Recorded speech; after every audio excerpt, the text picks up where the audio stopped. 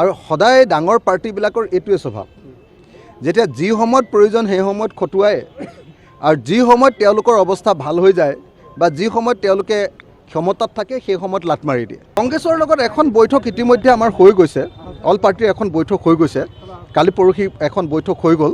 আকৌ অহা 8 তাৰিখৰ দিনা ভূপেন বৰা, লুৰিণজ্যোতি গগৈ আৰু আমি তিনিজনৰ এখন বৈঠক হ'ব। কাইলৈ আমাক মাতিছে, তো কাইলৈ আমি এবাৰ বৈঠক বহিম। আমাৰ কথাটো খুব স্পষ্ট দেই, মই একদম ক্লিয়াৰ কথা কোৱা মানুহ, ভাল পালে বেয়া পালে সকলো সময়তে মই সদায় ক্লিয়াৰ কথা কোৱা মানুহ। নে বিপদৰ সময়ত বেয়া দিনত আমাক ব্যৱহাৰ কৰি ভাল দিন অহাৰ পৰিৱেশ দেখিলে আমাক লাট দিলে আমি কেতিয়াও লগত নাথাকোঁ। আমি আমাৰ স্বাভিমান লগত লৈ থাকিম আৰু সেইকাৰণে কংগ্ৰেছ দলক অতি স্পষ্টভাৱে জনাই দিব খুজিছোঁ যে উপ নিৰ্বাচনত আমি একেলগে খেলিব লাগে আৰু পঞ্চায়ত নিৰ্বাচনো একেলগে খেলিব লাগে আৰু পঞ্চায়ত নিৰ্বাচন উপ নিৰ্বাচন খেলি 26লৈকে আমি একেলগে আগবাঢ়িব লাগে। আৰু এতিয়া অকণমান ভাল দিন আহোঁতে যদি কংগ্ৰেছেও বিজেপি দলৰ নিচিনাকৈ আপোনাৰ এলায়েন্সৰ পাৰ্টনাৰবিলাকক যদি এৰি থৈ যাব খোজে, তেতিয়াহ'লে আমি কেতিয়াও এই কথাটো সহ্য নকৰিম। সেইকাৰণে অতি স্পষ্ট, মোৰ ক্ষেত্ৰত লোকঢাক নাই। আমি বিজেপি বিৰোধী, আমি বিজেপিক খেদিম, আমি বিজেপিক হৰুৱাম, তাত আমি দৃঢ় প্ৰতিজ্ঞ। কিন্তু একেটা সময়তে বিজেপিৰ কংগ্ৰেছ দলেও যদি গণতান্ত্ৰিক নীতি নিয়ম মানি নচলে আৰু যদি আমাক হেঁচা মাৰি ধৰি তেওঁলোকৰ দৰকাৰৰ সময়ত আমাক ব্যৱহাৰ কৰে আৰু অদৰকাৰৰ সময়ত আমাক লাট মাৰি দিব খোজে, তেতিয়াহ'লে আমি তেওঁলোকৰ লগত নাই। এই কথাটো স্পষ্টকৈ কৈ দিছোঁ।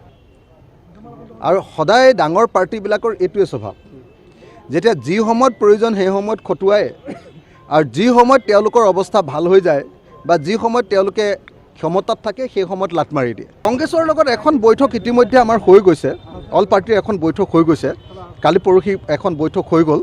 আকৌ অহা 8 তাৰিখৰ দিনা ভূপেন বৰা, লুৰিণজ্যোতি গগৈ আৰু আমি তিনিজনৰ এখন বৈঠক হ'ব। কাইলৈ আমাক মাতিছে, তো কাইলৈ আমি এবাৰ বৈঠক বহিম। আমাৰ কথাটো খুব স্পষ্ট দেই, মই একদম ক্লিয়াৰ কথা কোৱা মানুহ, ভাল পালে বেয়া পালে সকলো সময়তে মই সদায় ক্লিয়াৰ কথা কোৱা মানুহ। নে বিপদৰ সময়ত বেয়া দিনত আমাক ব্যৱহাৰ কৰি ভাল দিন অহাৰ পৰিৱেশ দেখিলে আমাক লাট দিলে আমি কেতিয়াও লগত নাথাকোঁ। আমি আমাৰ স্বাভিমান লগত লৈ থাকিম আৰু সেইকাৰণে কংগ্ৰেছ দলক অতি স্পষ্টভাৱে জনাই দিব খুজিছোঁ যে উপ নিৰ্বাচনত আমি একেলগে খেলিব লাগে আৰু পঞ্চায়ত নিৰ্বাচনো একেলগে খেলিব লাগে আৰু পঞ্চায়ত নিৰ্বাচন উপ নিৰ্বাচন খেলি 26লৈকে আমি একেলগে আগবাঢ়িব লাগে। আৰু এতিয়া অকণমান ভাল দিন আহোঁতে যদি কংগ্ৰেছেও বিজেপি দলৰ নিচিনাকৈ আপোনাৰ এলায়েন্সৰ পাৰ্টনাৰবিলাকক যদি এৰি থৈ যাব খোজে, তেতিয়াহ'লে আমি কেতিয়াও এই কথাটো সহ্য নকৰিম। সেইকাৰণে অতি স্পষ্ট, মোৰ ক্ষেত্ৰত লোকঢাক নাই। আমি বিজেপি বিৰোধী, আমি বিজেপিক খেদিম, আমি বিজেপিক হৰুৱাম, তাত আমি দৃঢ় প্ৰতিজ্ঞ।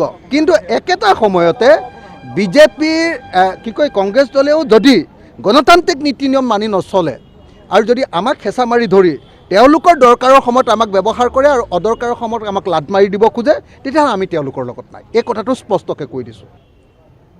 আৰু সদায় ডাঙৰ পাৰ্টিবিলাকৰ এইটোৱে স্বভাৱ, যেতিয়া যি সময়ত প্ৰয়োজন সেই সময়ত খটুৱাই আৰু যি সময়ত তেওঁলোকৰ অৱস্থা ভাল হৈ যায় বা যি সময়ত তেওঁলোকে ক্ষমতাত থাকে সেই সময়ত লাট মাৰি দিয়ে। কংগ্ৰেছৰ লগত এখন বৈঠক ইতিমধ্যে আমাৰ হৈ গৈছে, অল পাৰ্টিৰ এখন বৈঠক হৈ গৈছে, কালি পৰহি এখন বৈঠক হৈ গ'ল। আকৌ অহা 8 তাৰিখৰ দিনা ভূপেন বৰা, লুৰিণজ্যোতি গগৈ আৰু আমি তিনিজনৰ এখন বৈঠক হ'ব। কাইলৈ আমাক মাতিছে, তো কাইলৈ আমি এবাৰ বৈঠক বহিম। আমাৰ কথাটো খুব স্পষ্ট দেই, মই একদম ক্লিয়াৰ কথা কোৱা মানুহ, ভাল পালে বেয়া পালে সকলো সময়তে মই সদায় ক্লিয়াৰ কথা কোৱা মানুহ।